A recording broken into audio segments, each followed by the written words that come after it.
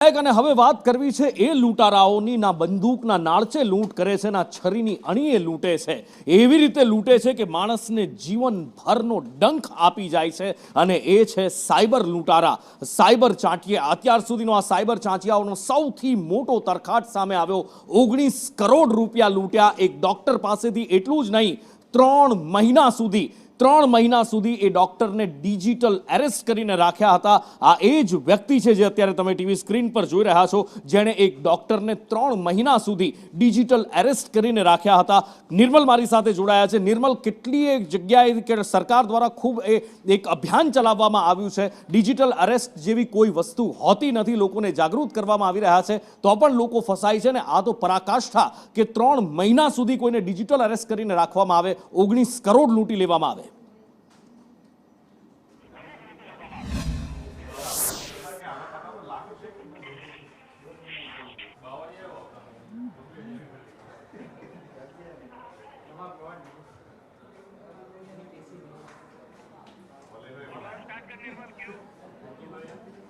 જી ગાંધીનગરનો આ કિસ્સો છે અને કિસ્સામાં જે સિનિયર સિટીઝન મહિલા છે તેની સાથે આ ડિજિટલ અરેસ્ટ કરવામાં આવ્યું હતું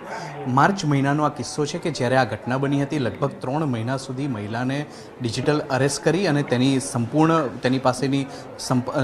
જે પણ સંપત્તિ હતી તે તમામ વિગતો તેના શેરને લગતી માહિતી હોય કે તેની પાસે રહેલી રોકડ રકમની માહિતી હોય કે તેની પાસે રહેલા અન્ય જે રોકાણ હોય તે તમામ પ્રકારની વિગતો મેળવી લેવામાં આવી હતી ડિજિટલ અરેસ્ટ કરનાર લોકોએ તેને આ મહિલાને ધમકાવી પણ હતી મહિલા વ્યવસાયથી આ ડૉક્ટર છે અને આ ડિજિટલ અરેસ્ટ થયું તે દરમિયાન તે અન્ય લોકો સાથે મુલાકાત પણ કરતી હતી પરંતુ તે પોતાની જે વ્યથા છે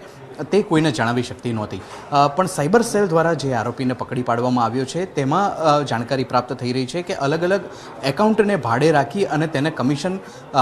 એકાઉન્ટ મારફતે જે રકમની ટ્રાન્સફર કરી અને ત્યારબાદ કમિશન મેળવવાની લાલચ આખી હોય તે પ્રકારની એક ઘટના સંદર્ભ એક આરોપીની ધરપકડ કરવામાં આવી છે મૂળભૂત રીતે આ વ્યક્તિ સુરતનો છે કે જેણે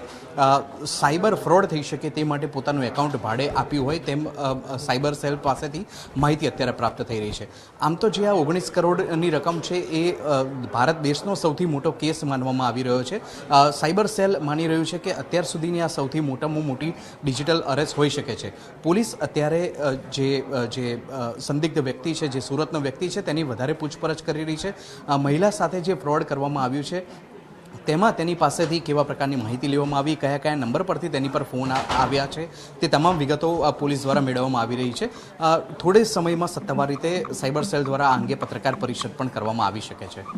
નિર્મલ આ મહિલાને કેવી રીતે આ સાયબર ઠગે પોતાની જાળમાં ફસાવી હતી જો આ વ્યક્તિ એવું કહી રહ્યો છે કે એણે માત્ર એકાઉન્ટ ભાડે આપ્યું હતું તો એનો સ્પષ્ટ મતલબ એ છે કે એનો આકા ક્યાંક બીજે બેઠો છે શું આ કોઈ આંતરરાષ્ટ્રીય કૌભાંડનો ભોગ બનેલી મહિલા છે આ કોઈ બહારથી ચાલતું અથવા તો જ્યાં થાઈલેન્ડ અથવા તો બીજા બધા દેશોમાંથી જે નેટવર્ક કંબોડિયાથી ચાલે છે શું ત્યાંથી આ કોઈ ઓપરેટ કરવામાં આવેલું નેટવર્ક હતું કોઈ જાણકારી મળી રહી છે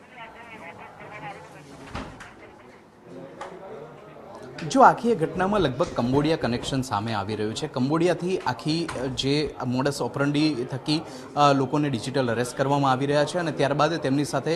ગુનો આચરી અને છેતરપિંડી કરવામાં આવી રહ્યો હોય ત્યારે કંબોડિયા સ્થિત આ જે ગેંગ છે ત્યાંથી આ ફોન કરવામાં આવ્યો હોય તેમ સાયબર સેલનું માનવું છે